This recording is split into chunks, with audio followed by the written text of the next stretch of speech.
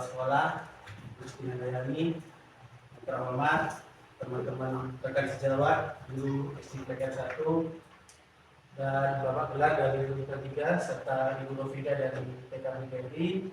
Terima kasih sudah menyiapkan waktunya untuk saya dalam kegiatan diseminasi budaya positif yang saya adakan di SD PKN 1. Pertama-tama, marilah kita bersedia dan puji syukur kepada Allah Yang Maha Kuasa karena berkat rahmat dan ridhonya kita bisa berkumpul di sini dengan keadaan sehat dan berbahagia. Di sini saya akan mempresentasikan diseminasi budaya positif.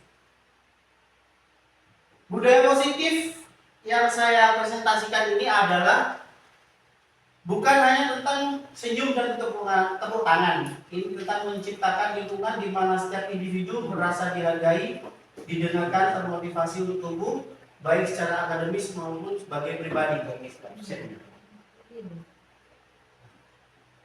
Guru yang baik harus memiliki kemampuan dalam mewujudkan budaya positif di sekolah.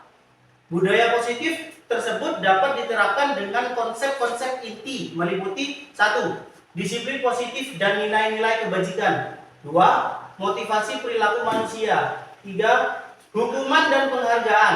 4. Keyakinan kelas. 5. Kebutuhan dasar manusia. Dan yang terakhir, restitusi. Posisi kontrol guru dan segitiga restitusi. Lanjut. Disiplin positif. Next. Disiplin positif itu adalah pendekatan disiplin yang mengajarkan tanggung jawab kepada anak dan mengembangkan kesadaran diri berdasarkan nilai-nilai kebajikan. Lebih berfokus pada disiplin internal yang memungkinkan murid mengontrol tindakan mereka sendiri. Dengan disiplin diri, murid dapat memahami dan menyadari tindakan mereka berdasarkan motivasi internal, bukan karena ujian atau hukuman. Jangan lupa.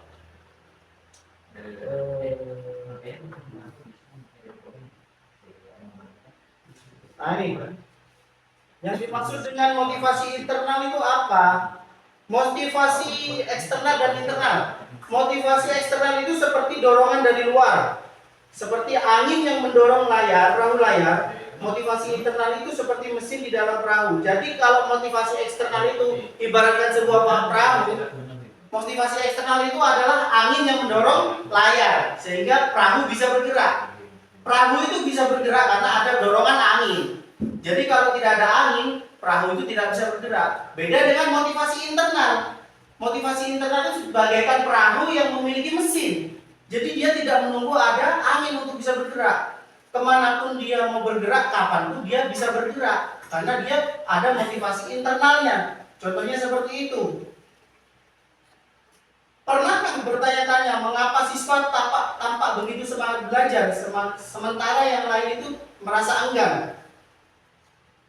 Seperti ada lagi satu contoh ya. Anak itu kalau bermain, anak kalau disuruh bermain itu senang sekali kan? Ya. Tidak ada anak yang dipaksa untuk bermain. Tanpa disuruh pun mereka akan semangat untuk bermain. Tapi kenapa kalau disuruh belajar, mereka itu harus disuruh dulu? Karena tidak ada motivasi internal. Mereka tidak ada motivasi untuk belajar. Jadi yang ada di pikiran anak, buat apa mau belajar? Mereka tidak tahu kebutuhannya belajar itu nanti untuk apa, mereka tidak tahu. Jadi mereka tidak ada motivasinya, tidak ada semangatnya. Tapi kalau bermain kan, aku senang gitu. Nah, kita terapkan ke pembelajaran. Jika anak-anak bermain itu senang, bagaimana caranya kita memberikan pembelajaran yang membuat mereka senang? Itu. Kalau motivasi eksternal anak-anak, yaitu takut dihukum sama gurunya mungkin. Kalau tidak masuk, bisa saja takut dimarahi orang tuanya kalau tidak berangkat ke sekolah. Lanjut, Pak. Lanjut. Teori motivasi perilaku manusia. Yang pertama, untuk menghindari ketidaknyamanan atau hukuman, apa yang akan terjadi apabila saya tidak melakukannya? Ini adalah motivasi eksternal. untuk mendapatkan imbalan dari orang lain atau institusi. Apa yang akan saya dapatkan apabila saya melakukannya? Ini adalah motivasi eksternal. Yang ketiga, untuk menghargai diri sendiri menjadi insan sesuai harapan kita. Saya akan menjadi orang yang seperti apa bila saya melakukannya. Ini contoh motivasi internal tujuan disiplin positif lah. Yang pertama ini adalah motivasi eksternal. Anak-anak ini biasanya di dalam kelas mematukan ada, kalau dulu kan namanya tata tertib ya, tata tertib sekolah atau tata tertib kelas. Anak-anak itu kenapa kok mematuhi peraturan yang ada di kelas? Karena takut dihukum. Benar kan? Di sini menghindari ketidaknyamanan apabila melakukannya. Karena kalau dia melanggar peraturannya itu, dia akan dihukum merasa tidak nyaman. Itu adalah motivasi eksternal. Jadi kalau tidak ada yang mengawasi, mereka akan melakukan kesalahan. Yang kedua, untuk mendapatkan imbalan dari orang lain atau institusi, apa yang akan saya dapatkan apabila saya melakukannya? Ini biasanya terjadi saat ada lomba.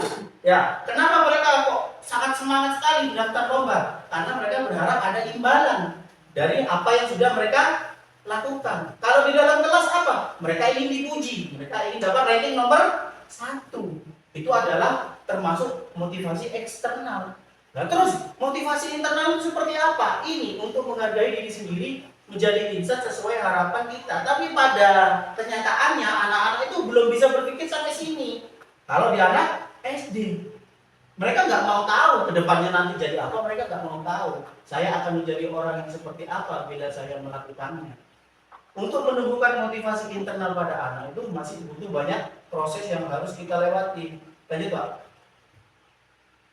Nah, untuk menciptakan disiplin positif, kita akan mengubah perbedaan hukuman dan konsekuensi. Jadi kita mengubah yang awalnya hukuman, bahasanya dirubah menjadi konsekuensi.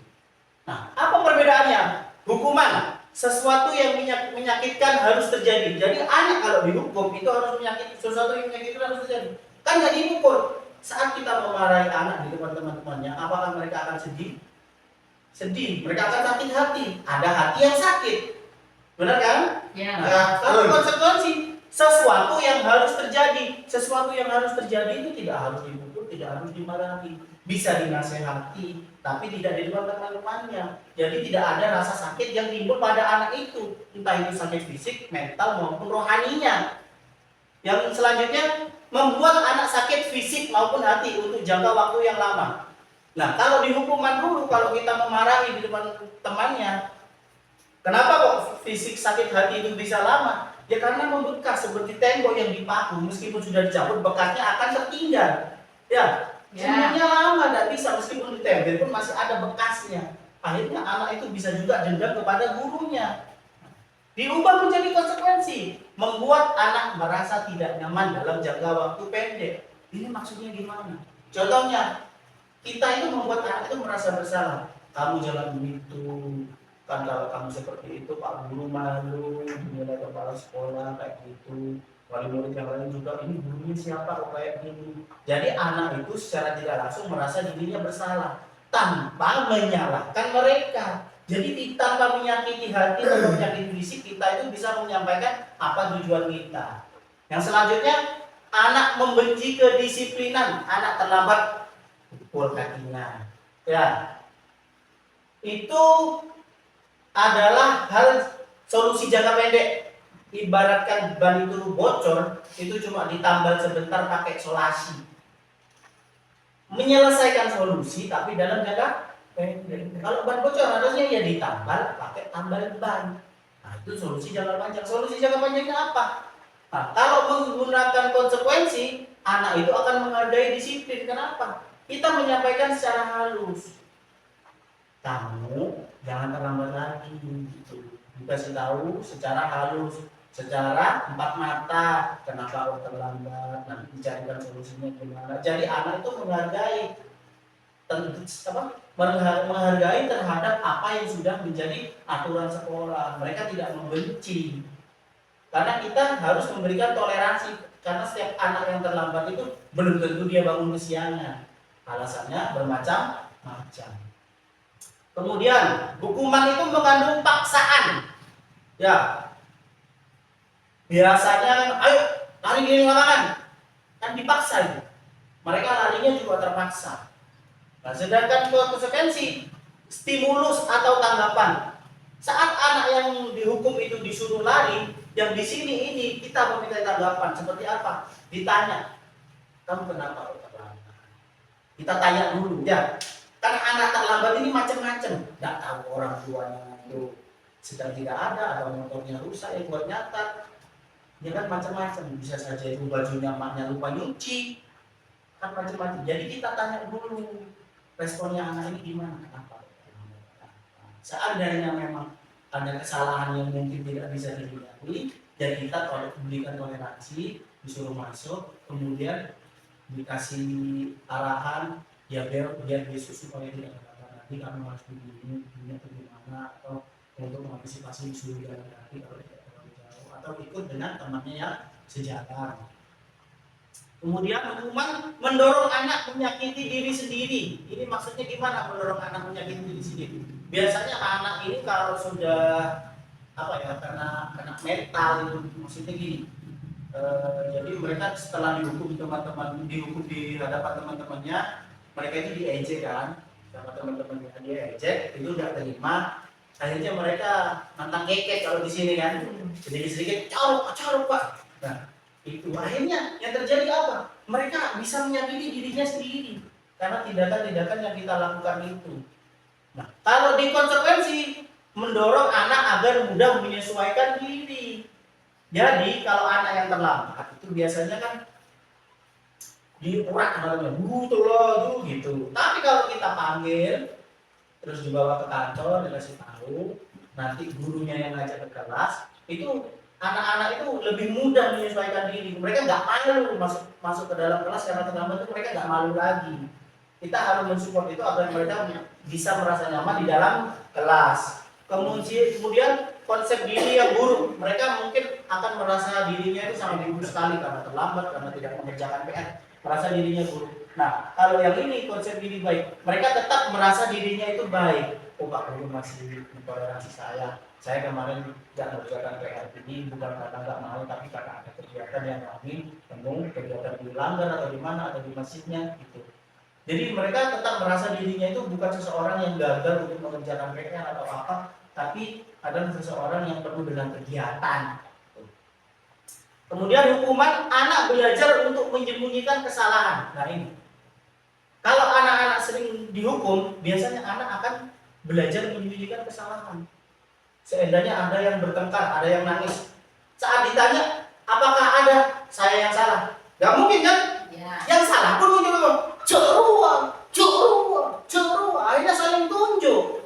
Yang benar yang mana? Karena apa? Mereka tahu kalau ada hukuman itu pasti sakit. Jadi mereka menghindari hukuman itu. Nah solusinya apa? Akhirnya mereka belajar menyembunyikan kesalahan. Bohong. Kalau kita menerapkan konsekuensi, anak belajar untuk mematuhi peraturan. Kenapa kok mereka mau patuh? Karena tidak ada hukuman. Yang ada itu cuma nasihat. Kenapa sampai bertengkar kemarin? Karena salah paham, ya tidak apa-apa. Kan gitu. Jadi anak untuk mengakui kesalahannya itu tidak ragu lagi, tidak takut lagi, karena itu adalah konsekuensi bukan hukuman. Tidak ada sesuatu yang menyakitkan harus terjadi. Kemudian marah, rasa bersalah, dipermalukan, merasa tak dihargai. Ini seperti yang saya katakan di atas tadi. Itu anak biasanya dihukumkan kalau yang anaknya yang bagus itu mungkin bagus gimana ya, anak yang nggak terlalu ekstrim itu mungkin merasa bersalah atau merasa dipermalukan. Tapi kalau anaknya yang pageng-pageng, kalau dihukum ini dia pasti marah dalam hatinya, nah, menyalahkan guru meskipun dia yang salah. Tapi kalau kita menerapkan sistem konsekuensi, mereka hanya kehilangan hak, dibuat tidak nyaman, diasingkan untuk sementara. Jadi hal yang kita lakukan ini akan membuat mereka kehilangan haknya hanya dalam sementara. Terus dibuat tidak nyaman di dalam kelas, terus diasingkan untuk sementara. Ini hanya bersifat sementara, tidak sampai satu hari, mungkin hanya beberapa jam saja. Setelah itu mereka bisa kembali lagi seperti semula. Next. Nah ini ada tindakan guru, hukuman atau konsekuensi. Kita makan dulu ya. Di sini ada mencatat 100 kali di dalam buku kalimat saya tidak akan terlambat lagi karena terlambat ke sekolah. Nah, menurut Bapak Bapak Ibu ini termasuk hukuman atau konsekuensi? Hukuman. Oke, kita simpan dulu hukuman. Lalu yang kedua, lari mengelilingi lapangan basket 2 kali karena terlambat hadir di sekolah. Ini hukuman atau konsekuensi? Hukuman. Murid diminta untuk push up 15 kali karena tidak menggunakan masker di sekolah. Hukuman atau konsekuensi? Hukuman. Menggantikan kertas tugas teman yang telah dicoret-coret. Hukuman atau konsekuensi? Konsekuensi. Membersihkan tumpahan air di meja tulis karena tersenggol pada saat belajar. Hukuman atau konsekuensi. Meminta murid tidak mengenakan sepatu seharian di sekolah karena tidak mengenakan sepatu yang hitam. Hukuman. Lari mengelilingi lapangan basket 2 kali karena terlambat 10 menit untuk pelajaran PJOK. Hukuman. Ini duduk jangan tutup ya. Coba kita lihat jawabannya, Pak. Next. Nah, sudah sesuai ya. Ini konsekuensi ternyata ini konsekuensi, Bu. Karena fokusnya cuma pelajaran PJOK. Di dalam pelajaran PJOK kan memang kita melakukan kegiatan fisik. Ya. Lari mengelilingi lapangan basket 2 kali karena memang pelajarannya PJOK. Jadi yang lain mungkin larinya 1 kali, yang juga mungkin 2 kali. Jadi itu termasuk ke dalam konsekuensi. Next. Penghargaan menurut Alfikon. Wawancara ICD annual conference apa nih? Next dah. Terus keyakinan kelas. Next. Keyakinan kelas, mengapa tidak peraturan saja? Mengapa harus keyakinan kelas? Di kelas itu jangan dikasih peraturan kelas, tapi kita rubah menjadi keyakinan kelas. Untuk menciptakan budaya positif, kita harus menghilangkan yang namanya peraturan atau hukuman. Jadi kita rubah menjadi keyakinan kelas. Mengapa? Mengapa kita memiliki peraturan harus menggunakan helm bila mengendarai kendaraan roda 2? Ini kenapa? Biar selamat. Kalau menurut saya kenapa, Bu? Kenapa harus pakai helm? Biar tidak ditilang. Menurut Bapak gimana, Bapak? Kenapa harus pakai helm kalau bawa motor? Biar tidak jatuh. Kalau nggak jatuh, kalau pakai helm bisa jatuh. Hah? Oh, menghindari cedera saat jatuh. Selamatnya. Berarti kan seperti Bu Dwi ini adalah motivasi eksternal. Dia sudah pengalaman sering ditilang waktu SMA. Jadi karena sekarang sudah bisa beli helm sendiri, sering pakai helm. Tetap motivasinya takut ditilang. Itu adalah motivasi eksternal. Kalau motivasi internal itu seperti apa? Itu seperti Bu Berlin. Karena sudah glowing di jalan, takut kena sinar matahari, jadi pakai helm. Meskipun nggak ada polisi, tetap pakai helm. Kenapa? Takut kusam. Ya, itu termasuk motivasi internal. Ada polisi, nggak ada polisi, kayak celung kok jadi kayak gitu. Ya. Itu termasuk motivasi internal. Nah, terus ini, mengapa kita memiliki peraturan harus datang tepat waktu pada saat mengikuti pelatihan? Kenapa? Kalau ada pelatihan, kenapa harus datang tepat waktu? Takut dihukum. Beda malu ya. Apalagi? Biar tidak dihukum. Nah, kebanyakan ini motivasi eksternal.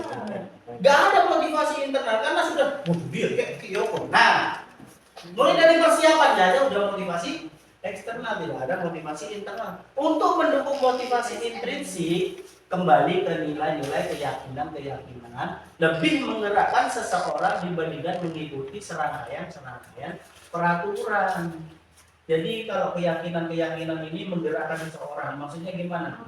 Di dalam kelas itu kita membuat keyakinan kelas. Apa yang harus dilakukan dan bukan dilakukan di dalam kelas. Anak-anak itu membuat peraturan sendiri, membuat keyakinan mereka sendiri. Coba lanjut, Pak.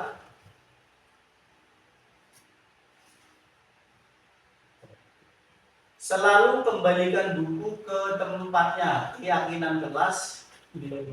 Coba lanjut bawahnya dulu, Pak. Selalu kembalikan buku ke tempatnya. Ini adalah jenis keyakinan kelas tanggung jawab. Dilarang mengganggu orang lain. Keyakinan kelas menghormati orang lain dan diri sendiri. Hadir di sekolah 15 menit sebelum pembelajaran dimulai. Menghormati orang lain, komitmen pada tujuan. Dilarang melakukan kekerasan, keselamatan, menghormati orang lain. Dilarang menggunakan narkoba, kesehatan. Bergantian atau menunggu giliran, menghormati orang lain, kesabaran. Gunakan masker, kesehatan, keselamatan. Jangan berlari di kelas atau koridor, keselamatan, keamanan. Ini adalah termasuk peraturan. Coba bawahnya lagi, Pak. Next. Apa ini terus namanya? Contoh keyakinan kelas. Hah? Oh, contoh. Ini contoh keyakinan kelas karena layarnya di sini dulu kita next saja. Kebutuhan dasar manusia. Kebutuhan dasar manusia itu ada 5 ya. Ya. Bertahan hidup. Yang pertama, survival instinct. Yang kedua, penguasaan atau power.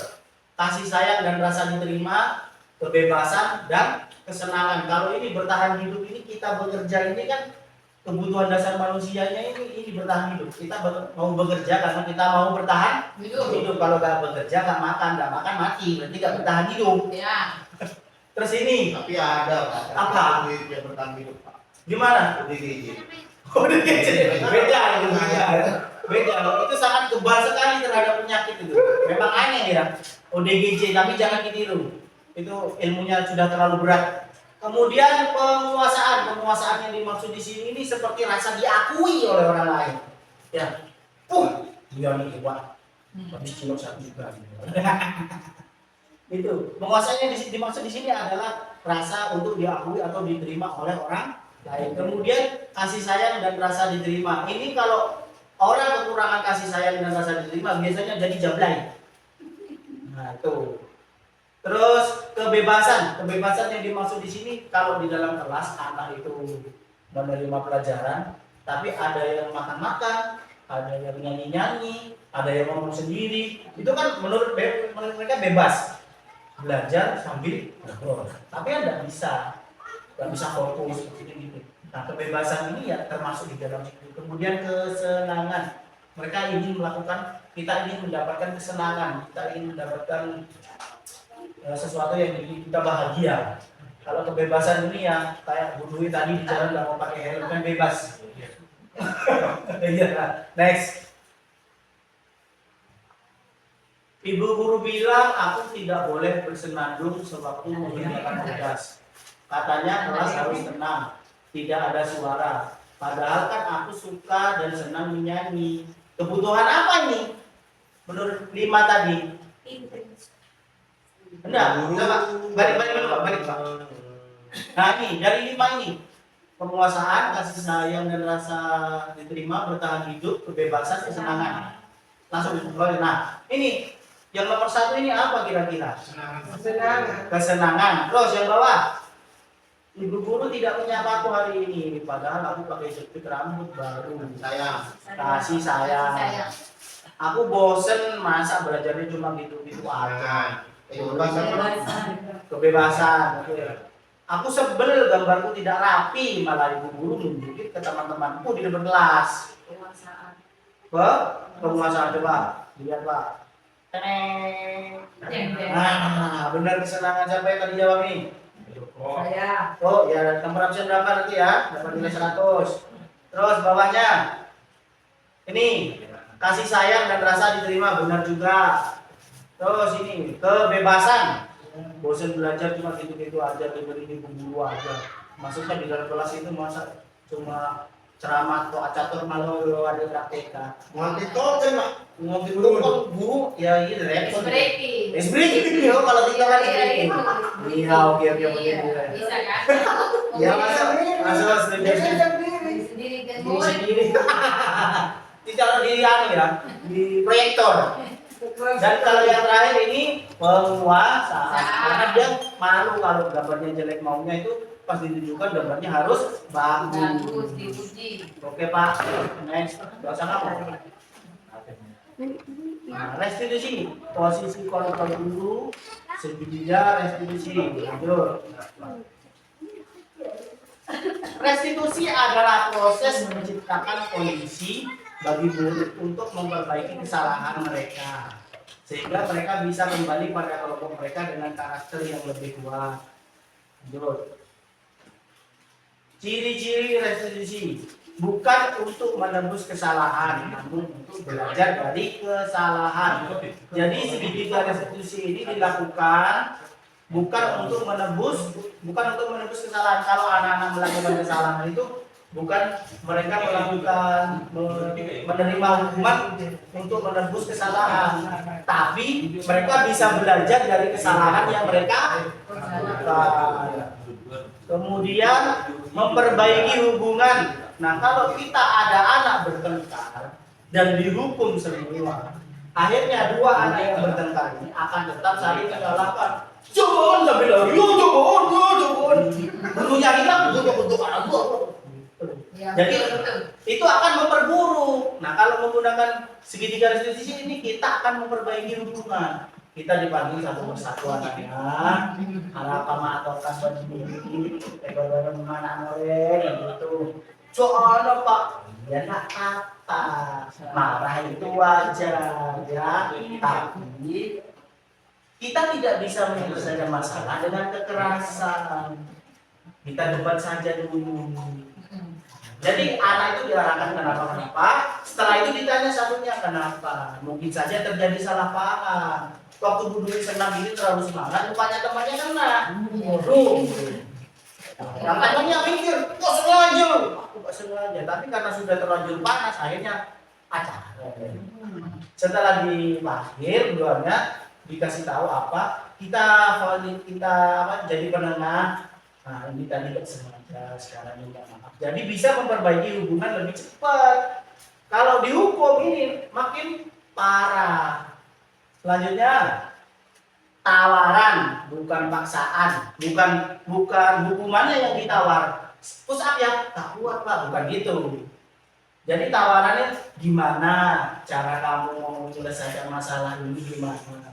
Kalau kamu merasa bersalah, kamu harus minta maaf. Jadi anak itu ditawari solusinya gimana?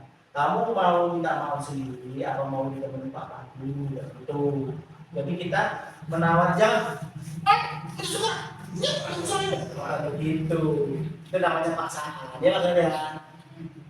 Kemudian restitusi menuntut anak untuk melihat ke dalam diri. Jadi anak itu disuruh merefleksi dirinya. Coba tadi yang kamu lakukan itu sudah benar apa tidak? Tenang lagi. Kalau sudah tenang, suruh refleksi, melihat dalam dirinya. Yang dilakukan itu sudah benar. Kalau anak sudah ada emosi kan bisa mengakui ada pasal. Jangan dimatikan Pak. Di sini juga. Apa dia? Selanjutnya, dia sudah tahu. Restitusi mencari kebutuhan dasar yang mendasari tindakan ini, dicari motifnya. Kalau di detektif itu kan. Apa yang mendasari kamu bisa sampai bertengkar itu kenapa? Gara-garanya apa? Mencari masalah. Saya menang pasti Pak. Ya gak mungkin gara-gara menang pasti temenmu marah-marah. Ya dicopot hari kok. Nah itu pemicunya. Kamu menang pasti, cak hari yang salah. Udah kalah masih diejek. Kan sakitnya 2 kali. Sakitnya di sini. Jadi kita mencari kebutuhan dasar itu yang mendasari tindakan. Yang mendasari tindakan melakukan kesalahan itu apa? Kita tanya dulu di sini, kita tanyakan dulu kenapa melakukan itu. Nah, kemudian cara paling baik untuk memperbaiki diri, ya ini tadi. Kalau kita melakukan rangkaian dari sini tadi ya, ini kita bisa memperbaiki diri. Anak itu bisa memperbaiki dirinya dari kesalahan yang dilakukan. Harusnya kamu itu kan dari itu. Kalau bermain bersama teman itu, ya harus bagus lah, gak usah saling mengejek. Kalau diejek kayak tadi, satunya marah, satu tim itu ada yang marah. Kalau sudah marah kan gak bisa lanjut bermain lagi. Selesai dari kesenangannya. Masa setiap main senang, endingnya selalu pertarungan antara dua kubu. Restitusi ini fokus pada karakter anak, bukan pada tindakan. Jadi kita kalau menyelesaikan masalah anak-anak ini fokusnya bukan pada tindakan apa yang harus dilakukan, apa yang harus dihukum, apa yang harus mereka rasakan kalau melanggar peraturan, enggak, tapi fokusnya kepada karakter anak. Kemudian restitusi ini fokusnya untuk mencari solusi. Jadi restitusi ini fokusnya untuk mencari solusi, bukan mencari bukan menghukum, bukan menghakimi. Jadi fokusnya mencari solusi atas permasalahan supaya cepat diselesaikan dan akan memperbaiki hubungan. Restitusi mengembalikan murid yang berbuat salah pada kelompoknya. Jadi seandainya anak itu berbuat salah di dalam kelas, memecahkan vas bunga gitu, temannya masih tidak guru satu kelas gini, gitu kan ya? Itu sudah anak kalau mau ke kelas dah. Biasanya dibullying katanya Pak Jokowi, dibullying ya. Nah, tapi dengan institusi ini anak dipanggil satu, ditanya kenapa tadi sengaja atau tidak sengaja, kebanyakan tidak sengaja. Tidak sengaja nanti ya jangan diulangi lagi kalau nanti di kelas, jangan terlalu excited gitu lah. Ya pelan-pelan. Kalau pengen bermain yang bebas itu di luar, nanti diberi pengarahan kepada teman-temannya di dalam kelas. Kita tidak sengaja sudah ada solusinya, sudah tidak usah diributkan lagi supaya teman-temannya tidak gitu lagi. Oke, lanjut Pak. Saya minum dulu ya. Bagus, Pak. Dia panjang juga. 5 posisi kontrol. Motivasi, identitas gagal, kontrol dari luar, identitas berhasil, sukses, kontrol dari luar, identitas berhasil, kontrol diri. Oke? Yang dilakukan guru sebagai penghukum. 1. Menghardik, menunjuk-nunjuk, Rasa. nyindirnya dasar pakai racun. Ya. Terus menyindir. Ini adalah kontrol penghukum. Nah, kalau kontrol berbuat salah yang dilakukan guru ini adalah berceramah dan mengatakan seharusnya kamu itu seperti ini. Ibu kecewa kamu nggak bisa seperti ini. Tuh, ini adalah membuat anak merasa bersalah. Nah, kontrol yang selanjutnya sebagai teman membuat alasan-alasan untuk muridnya. Kamu jangan gitulah, ayo kerjakan tugasnya, jangan main aku terus, nanti Pak Guru jangan aja pakai aku ya. Nah, itu contohnya kontrol sebagai teman. Selanjutnya kontrol sebagai pemantau, menghitung dan mengukur. Berapa? Lambat kan? Kenapa lambat? Itu adalah pemantau. Yang sering dimantau berarti. Iya, saklek pakai SPP. Itu adalah kontrol pemantau itu ya, SPP itu kan pemantau. Nah, itu contohnya itu udah paling gampang ya. Nah, yang paling bagus dari 5 posisi kontrol itu adalah posisi manajer, mengajukan pertanyaan-pertanyaan. Jadi dari setiap kesalahan atau tindakan yang tidak pantas itu akan ada muncul apa. Ditanyakan dulu kenapa kok bisa seperti itu Bu Siti Rohida? Ya. Kenapa kok bisa sering terlambat? Iya kok bisa ya astagfirullah. Katanya Nah, 5 menit sebelum ini guru berbuat, ini yang dilakukan guru tadi seperti itu. Nah, dari tindakan-tindakan yang dilakukan ini menghardik, menunjuk-nunjuk, guru berkata, kalau kamu tidak melakukannya, awas ya, rasakan. Nah, itu guru dalam posisi kontrol penghukum. Hasilnya apa? Anak memberontak, menyalahkan orang lain, dan berbohong. Motornya nggak apa-apa, dituntut dari jauh karena telat. Kenapa telat? Pak, tadi di sana bensinnya tak ada. Jam istirahat mainin, ya kan bohong. Karena mereka menghindari ini. Posisi kontrol menghukum ini karena perkataannya gurunya ini menakutkan, bahkan ada tindakan-tindakan kekerasan, mereka akhirnya menghasilkan anak yang memberontak, menyalahkan orang lain ataupun berbohong. Kaitannya dengan dunia berkualitas, murid mengatakan guru di luar dunia berkualitas. Maksudnya apa sih dunia berkualitas ini? Maksudnya gini, kegiatan yang bisa menghasilkan hal positif. Murid itu menganggap guru itu bukan hal yang bisa memberikan dia hal yang positif, karena dimarahin lo negatif terus dari semua. Tidak muncul hutang gitu. Apa berita saya berikan? galak. Ya, maksudnya itu. Terus murid berkata setelah melalui serangkaian ini, murid bilang, biarkan saja, nanti juga marah-marah lagi.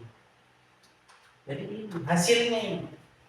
Dampak pada murid mengulangi kesalahan. Mereka akan tetap mengulangi kesalahan karena tidak ada solusi. Cuma dihukum-hukum saja, dimarah-marahi saja. Bahkan yang lebih ekstrim, kalau terlambat dimarahi, ada solusi yang paling bagus buat mereka, tak masuk. Saya sudah mengalami itu. Muridnya 6, dimarahi 1 yang nggak masuk 5. Tinggal 1 datang. Gimana? Minta pulang. Kalau posisi kontrol membuat merasa bersalah, guru berkata, kamu sudah tahu, ibu lelah sekali mengatakannya, ibu stres, jadi kata-katanya itu membuat anak merasa bersalah. Hasilnya menyembunyikan, menyangkal atau berbohong. Karena tidak ingin merasa bersalah, mereka itu menyembunyikan hal-hal sesuatu, menyangkal atau berbohong. Enggak, bukan saya, bukan saya si A, si B gitu. Jadi mereka menyangkal karena merasa nggak enak kepada gurunya, merasa bersalah. Nah, hasilnya jadi kaitan dengan dunia berkualitas, murid meletakkan guru di dalam dunia berkualitas. Murid itu menganggap gurunya itu bagus, jadi dia nggak mau kalau disalahkan sama guru tersebut, merasa nggak enak. Kemudian murid berkata, maafkan saya bu, ya. Dampak pada murid merasa rendah. Nah, kalau kontrol teman membuat alasan-alasan murid, perkataannya dilakukan oleh bu guru, ayolah lakukan demi ibu, itu kan seperti teman. Masa kamu tidak mau? Ingat, ibu tidak pernah bantu, ya gitulah ya. Nah, hasilnya itu ketergantungan. Kenapa? Anak-anak itu ketergantungan kedekatannya kepada gurunya. Kaitan dengan dunia berkualitas, murid meletakkan guru sebagai orang yang sangat penting di dunia berkualitas. Murid berkata, saya pikir bapak ibu teman saya, ternyata begitu. Ini ketergantungannya kepada murid ini. Jadi kalau melakukan pelanggaran itu akan cari pelanggaran gitu, ketergantungan. Kalau kita mendisiplinkan mereka langsung merasa tidak teman. Bukan plan lagi sudah. Nah, lemah, tidak mandiri dan tergantung ini akan menghasilkan murid yang lemah, tidak mandiri dan tergantung. Terus yang keempat, kontrol memantau. Begitu ada kesalahan, pak gurunya akan berkata, apa peraturannya? Yang berapa ini sudah? Itu. Hasilnya menyesuaikan diri bila diawasi. Jadi mereka akan mematuhi peraturan jika ada yang mengawasi. Sama seperti Pak Joko di lampu merah, kalau tidak ada polisi, Pak Joko terus meskipun merah, iya Pak ya. Tapi kalau ada polisi kan, yang dilihat lampu merah sama polisinya, itu karena efek posisi kontrol memantau, menyesuaikan diri bila diawasi. Kaitannya dengan dunia berkualitas, murid meletakkan dulu peraturan dan hukum di dunia berkualitas. Murid berkata, berapa banyak bintang yang saya harus peroleh, berapa halaman yang harus saya tulis. Nah ini, berapa banyak bintang yang saya peroleh. Ini karena ada peraturan ini. Kalau seandainya mau ada peraturan, mereka mendapatkan reward. Nih. Jadi mereka akan bertanya berapa banyak bintang yang saya peroleh. Dampak pada murid. Menitik beratkan sanksi atau hadiah untuk dirinya. Nah, kemudian ini dari 5 posisi kontrol ini kita berusaha untuk menjadi manajer, mengajukan pertanyaan-pertanyaan. Apa yang kita yang perlu? Apa yang kita yakini di dalam kelas? Apa yang bisa kamu kerjakan untuk memperbaiki masalah ini? Nah, hasilnya menguatkan pribadi. Jadi anak itu bisa belajar dari kesalahan yang dilakukan. Akhirnya mereka bisa menjadi seseorang yang lebih kuat lagi. Murid meletakkan dirinya sebagai individu yang positif dalam dunia berkualitas. Jadi mereka merasa dirinya itu bukan seseorang yang lemah, bukan seseorang yang jelek seperti kata teman-temannya, karena dukungan dari Pak Guru mereka merasa bisa menjadi seseorang yang lebih baik lagi. Kemudian yang murid katakan, bagaimana caranya saya bisa memperbaiki keadaan? Karena di sini ada pertanyaan, bagaimana memperbaiki masalah dia? Apa yang bisa kamu kerjakan untuk memperbaiki masalah ini? Jadi yang ini, dia akan bertanya pada dirinya sendiri, bagaimana caranya saya bisa memperbaiki keadaan? Terus akan dampaknya pada murid, evaluasi diri sama bagaimana cara memperbaiki diri. Next.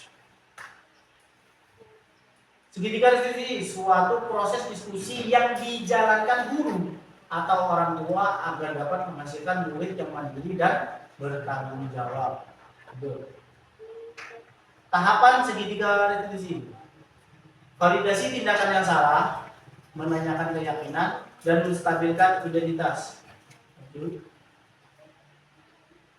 Menstabilkan identitas berdasarkan prinsip membuat kesalahan adalah bagian dari proses pembelajaran.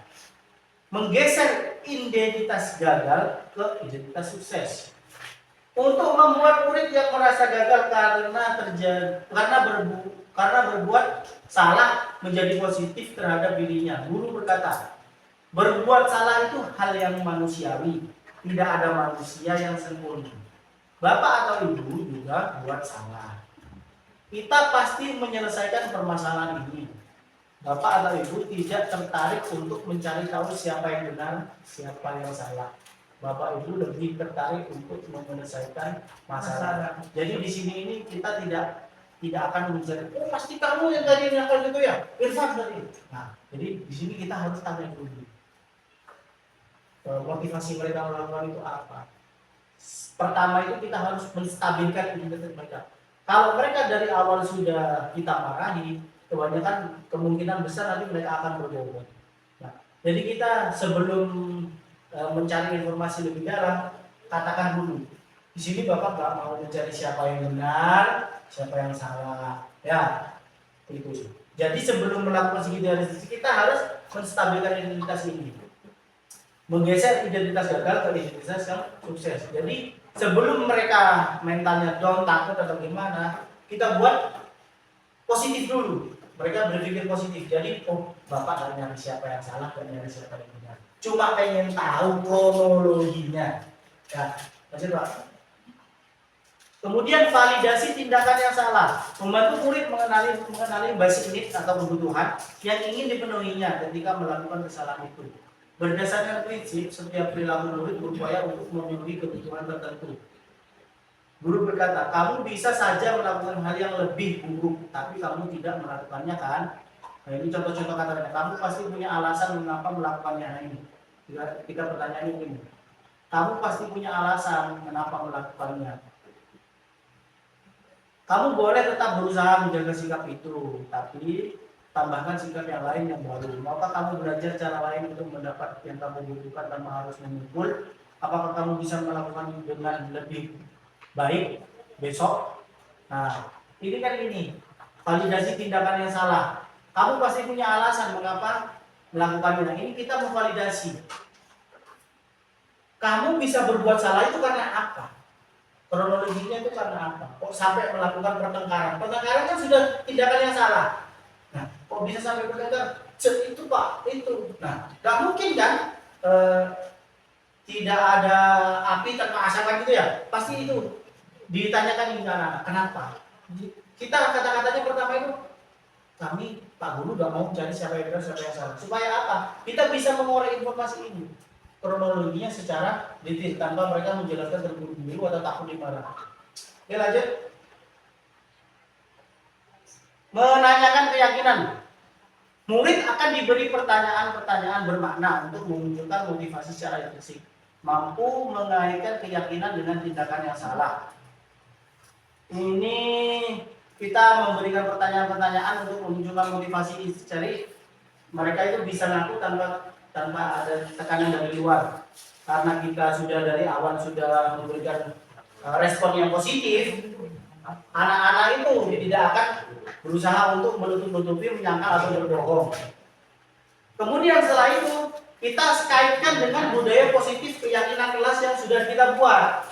Ya, ya budaya positif yang sudah kita buat itu kita kaitkan dengan tindakan yang salah. Nah, kamu tadi kan sudah berbuat salah menurut temanmu. Menurut keyakinan kelas kita, tindakan apa yang kamu salah menurutmu itu salah? Seperti tidak menghargai teman. Tadi ya. Coba lagi Pak. Coba lagi. Oh, sudah. Ke atas Pak. Sekarang dari semua ini ada yang Bapak Ibu tanyakan coba kata tadi. Halaman yang awal. Diskusi. Nah,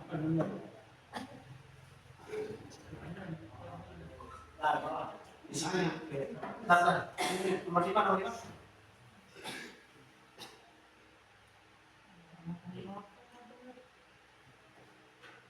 Bawahnya lagi. Nah, ini. Jadi hal yang kan kita mau menerapkan budaya positif, ya dari hukuman mau kita ubah jadi konsekuensi. Dari penjelasan saya tadi mulai dari awal sampai akhir, apakah Bapak Ibu kira-kira bisa menerapkan ini atau mungkin ada pertanyaan tentang ini? Karena apa ya? Kalau di sini anak-anak di sini kalau tidak dihukum itu biasanya agak sulit. Ya, misalnya ya ada satu anak bertengkar ya. Biasanya yang kita lakukan dipanggil dihukum. Nah, kalau berubah jadi konsekuensi ini, apakah bisa? Mungkin Bapak Ibu ada pengalaman atau ingin mempertanyakan bagaimana? Monggo silakan. Pak Pandu. Ya, Ini kan tentang disiplin positif. positif untuk menyebarkan itu terhadap Budaya positif. budaya. Ini insya Allah hampir sinergi dengan DSM, gerakan sekolah menyenangkan. Oh, iya. Antara hukuman dan konsekuensi kalau kita kaitkan dengan itu, hukuman ini masuknya di ekstra apa tadi? Ekstra dan internal. Kalau konsekuensi ini apakah juga masuk ke internal? Karena kita membuat yang sifatnya internal itu akan mudah tapi sulit untuk kita lakukan. Pada kenyataannya. Iya, itu mungkin ada trik sehingga atau internal itu bisa kita lakukan. Kita tidak akan mengharapkan prestasi atau apa, tapi bagaimana memunculkan itu terhadap masing-masing siswa itu yang mungkin kesulitan. Nah, itu. Ya, itu. Coba ke keyakinan kelas, Pak.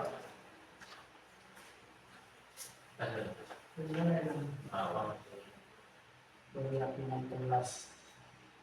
Nah ini. Nah ini. Jadi kita pada saat kenaikan kelas ya biasanya itu kita membuat keyakinan kelas bersama anak-anak. Jadi bukan guru yang membuat peraturan. Saya sebagai guru kelas membuat peraturan di kelas tidak boleh berbicara yang keras, tidak boleh bawa makanan, tidak boleh bermain-main. Nah, di sini kita melibatkan anak-anak.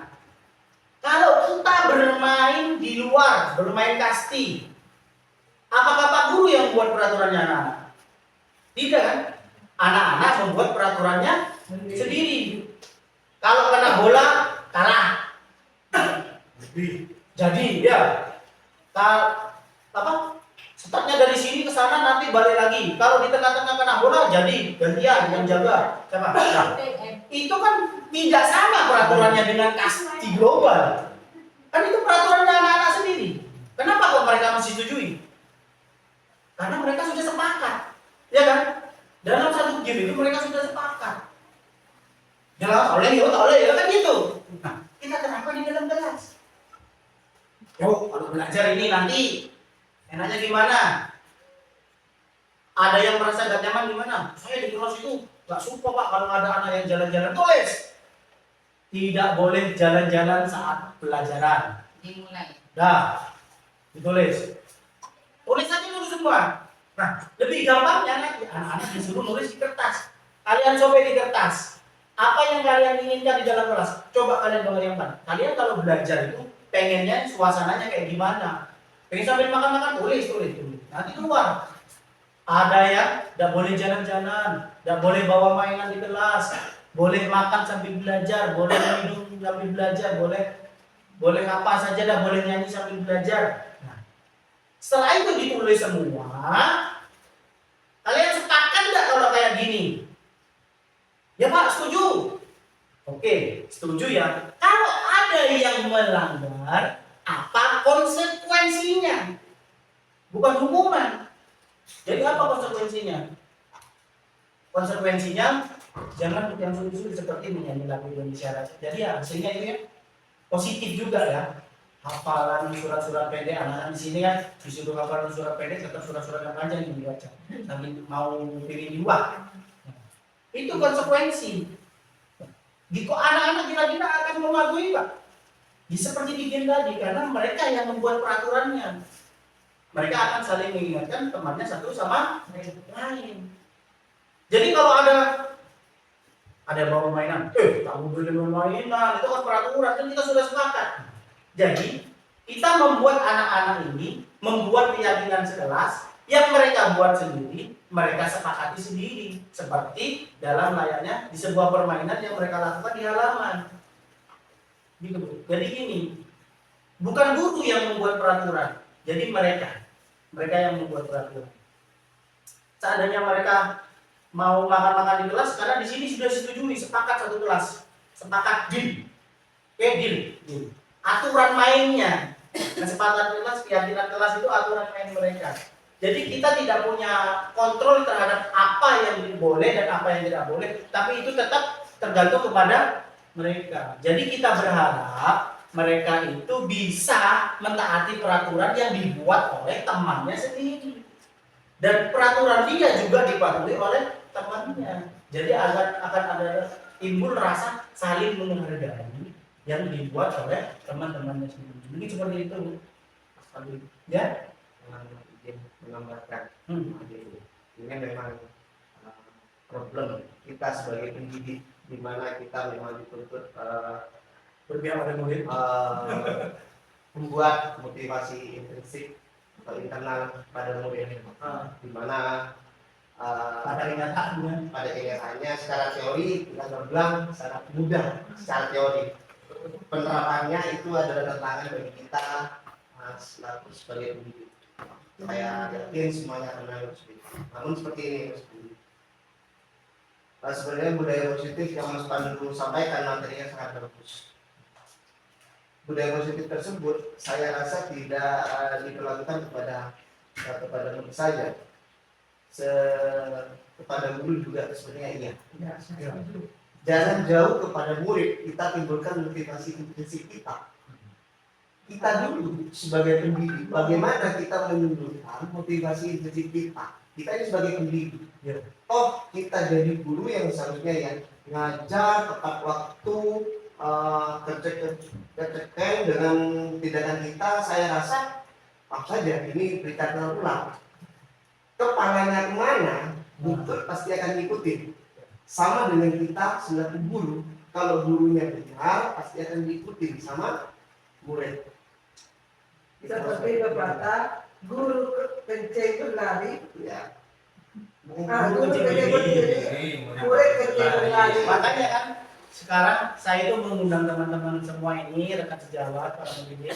Ayolah kita mulai dari diri kita sendiri, karena kita mengikuti filosofinya Ki Hajar Dewantoro kan Tutmuli Handayani. Ya. Yang di depan memimpin, yang di tengah, yang di belakang menyemangati, yang tengah mendorong. Jadi memang ya pada kenyataannya seperti di sekolah saya ini, kalau mau menerapkan keyakinan kelas itu sudah saya rasakan, sudah saya coba. Bahkan kesepakatannya teman-temannya sendiri itu kadang mereka masih melanggar. Saya mau melakukan hukuman itu juga saya sedang melakukan uji coba untuk tidak melakukan posisi kontrol penghukum.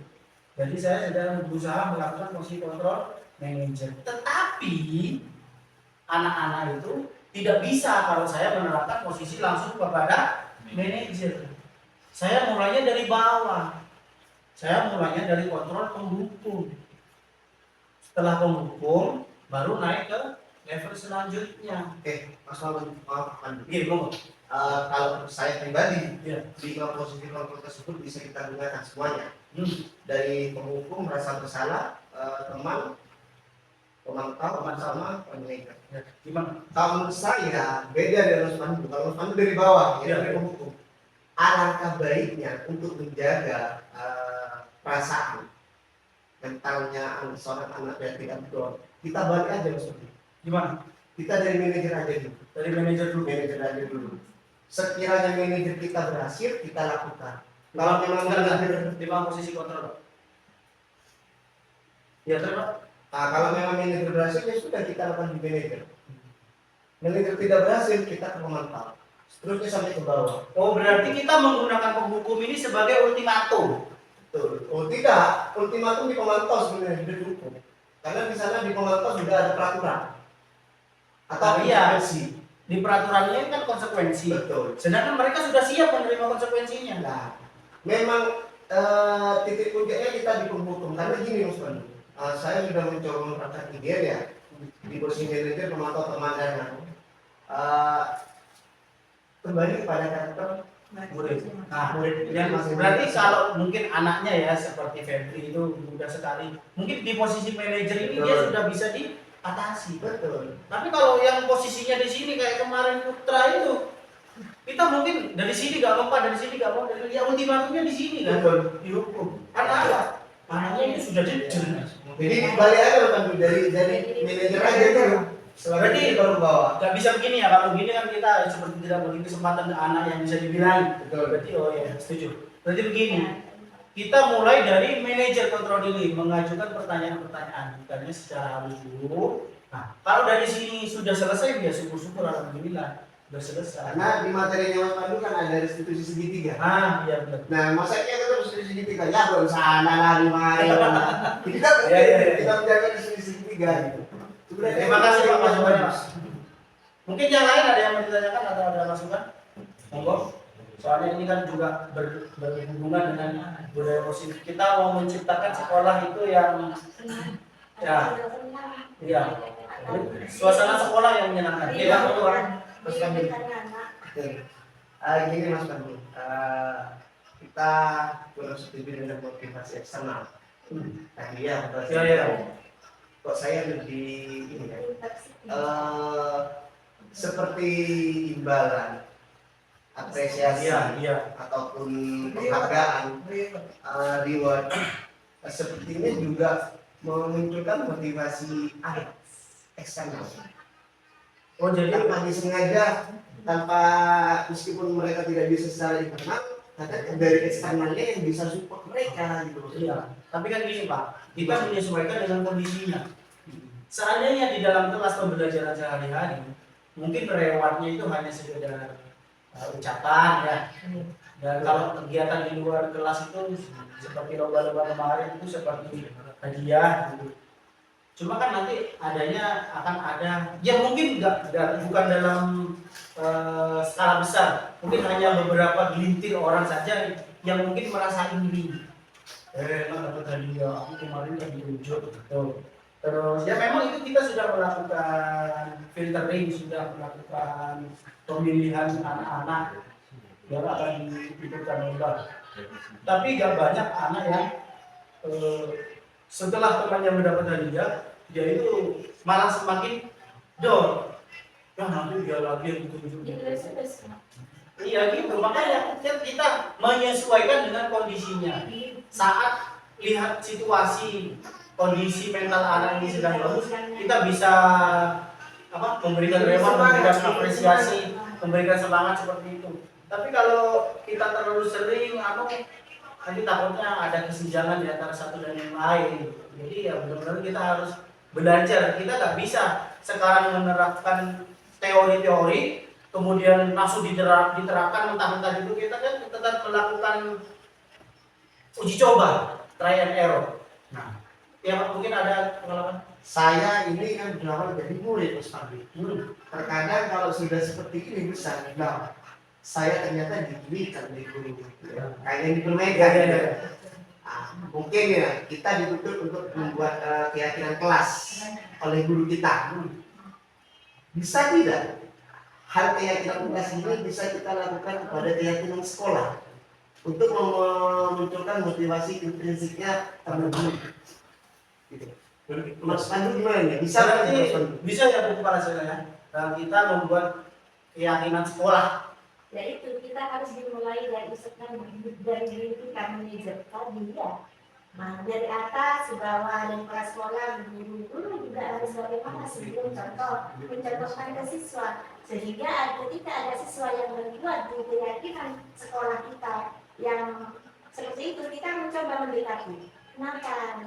Ini namanya keyakinan instruksi dari dalam diri kita. Jadi tidak semata-mata karena ada sebuah prestasi itu kan hanya sebagai upah apa ya, sebagai bukan apa? Bonus. Bonus ya, bonus. Dan kalau harapan kita sudah diawali ya kalau tidak ikut nggak akan menang ini. Ini bukan faktor yang dari dalam mereka inginkan sebenarnya. Tetapi kalau anak itu juga jika saya tadi seperti ini, besok saya harus berubah. Ini yang maksud instruksi untuk saya. Jadi tidak diharuskan dengan seperti eksternal itu. Jadi untuk yang dari dalam itu yang saya akan sendiri. Memang tidak dimulai dari siswa, tapi dimulai dari manajer, guru dan semua lingkungan itu harus ada kesepakatan. Diawali dengan hal yang sepele tadi seperti di sini kebiasaan ngaji ya Pak. Kenapa tadi nak ngaji? Ini instruksi sudah. Anda ada hukuman apa sebenarnya? Mari ya besok ya. Nah itu cuma itu instruksi. Pelan-pelan nanti insya Allah hasilnya nanti akan muncul lebih dari yang ekstra. Memang kan apa ya? Kita bisa itu karena terbiasa. Iya, itu kebiasaan. Memang pertama itu memang harus dipaksa. Setelah dipaksa bisa, setelah bisa terbiasa. Begitu ya. Ini Mas Pandu. Tadi kan kita masih keyakinan kelas. Contoh keyakinan kelas itu kayak apa Mas? Ya itu tadi keyakinan kelas yang disepakati anak-anak itu ya. Misalnya anak-anak itu salah satunya di dalam kelas itu tidak boleh kami tidak boleh bawa mainan, datang tepat waktu. Seharusnya bisa dong keyakinan sekolah. Bisa. Apa SIPP? Bisa. Ya, nggak apa-apa. Ya, saya sangat setuju sekali. Berapa menit sebelum masih dari sekolah? Bisa. Pakai isi dia aja. Iya itu Pak ya. Makanya kan Ada keyakinan diri sendiri. ada motivasi-motivasinya kurang. Jadi gini, mungkin nanti kita belajar dari budaya sebelum menerapkan ya siswa. Terus ini budaya positif. Budaya positif semua warga sekolah, bukan hanya murid ya. Oke. Banyak belajar ini. Materi yang bagus. Masuk ke SM itu masalahnya nanti ini besok ada 3 jam jatuh Kalau seperti ini, mungkin teman-teman ada yang punya solusi ya. Anak-anak kalau setiap pagi itu kan senam. Nah, Itu ada yang semangat, ada yang tidak semangat. Itu saya sedang mencari solusi untuk memecahkan ini. Ini gimana caranya biar anak-anak semangat semua ini? gurunya juga turun biar Nah, biar kayak mana? Di sini kadang ada yang nggak mandi Pak. Jadinya nggak semangat Pak. jadi Itu lempo dia. intrinsik motivasi intrinsik untuk mandi di pagi hari itu sudah tidak ada. Ada Ya. yang buat tidak semangat. Hanya tidak mandi, Apa? lupa sarapan, Lupa sarapan. dan semua sarapan jadi lemes Pak. Lemes ya. Ya, bagaimana dengan wali murid? Berarti kita harus mencari pokok permasalahan dari akarnya. Kita Iya. harus kasih dulu menemui orang paling muridnya dulu. Iya, wali murid. Kenapa kok bisa terjadi seperti ini? Akar permasalahan. Bisa. Gitu masalahnya. Mungkin ada yang ditanyakan lagi dari semua ini. Ada hijau-hijau mungkin yang bisa diterapkan di sekolah untuk menerapkan budaya positif ini karena memang ini proyek yang sangat luar biasa Iya. untuk diterapkan. Ada apa majalah? Nah itu, ini kenapa Mak Acara Uli? Kalau di sini kita kalau mau menerapkan segitiga restitusi itu sebenarnya tidak sulit, karena lagi segitiga restitusi itu harus ada kasus kan? Kasus di sini ini, kasus di sini ini kan yang paling banyak bertengkar. Ya, sip gitu. Kalau mau menerapkan segitiga restitusi itu gampang. Di sini setiap hari sehari 2 kali itu pasti ada. Pasti menemukan. Tapi kan kurikulum merdeka Pak. Nah Kurikulum iya, merdeka, Pak. makanya kan kita tidak langsung menghukum. Iya, itu. Oh Irfan Pen, kan nggak boleh. Harus ada di Karena sekarang ini terjadi begal, Pak. Itu yang membela diri, belajar membela diri di sini. Sip. Nah, Oh, iya, jadi ada belajar- juga sih, Pak. Iya, iya itu Bu, nanti bikin anu. Kejadian. makin ekstrim lagi hasilnya. Untuk memperbaiki anak-anak itu supaya mereka bisa belajar saling menghormati dan tidak menyelesaikan masalah dengan kekerasan. Karena kita mau kita tuh budaya Verbal maupun verbal maupun fisik. nah, Fisik. Di sini memang sudah mengurangi fisik tapi verbalnya sudah kebun binatang yang keluar. bentak kan sudah itu. Iya, Kata-kata yang tidak anu itu kan, Pak, di sini, Pak. yang tidak senonoh. Iya. Itu mungkin bisa ditingkatkan dengan pembelajaran di dalam kelas. Ya meskipun kita sebagai guru sudah tidak kurang untuk memberitahu anak-anak ya, anak-anak jangan bicara kotor nanti dosa. Sampai saya tunjukkan video siksa neraka itu. Tidak Oh iya, benar betul. Bisa neraka. Coba kalau nonton siksa neraka yang versi HD itu saya pun nggak kuat nontonnya. Menakutkan. Nggak kuat. Apalagi anak-anak, takutnya malah nanti setek gitu, kencang-kencang namanya. Ada yang ditanyakan lagi? Yang lainnya teman-teman? Atau usul? Oke ya. Cukup sekian dari saya. Terima kasih sudah datang dan menemani saya selama beberapa menit ini. Kan nggak lama ya? Iya, iya. 60 menit lebih ya. Iya. Wah, curang aman. Ada sikap. Terima kasih Bapak Nambah ilmu. Ibu. Assalamualaikum warahmatullahi wabarakatuh. Waalaikumsalam warahmatullahi wabarakatuh.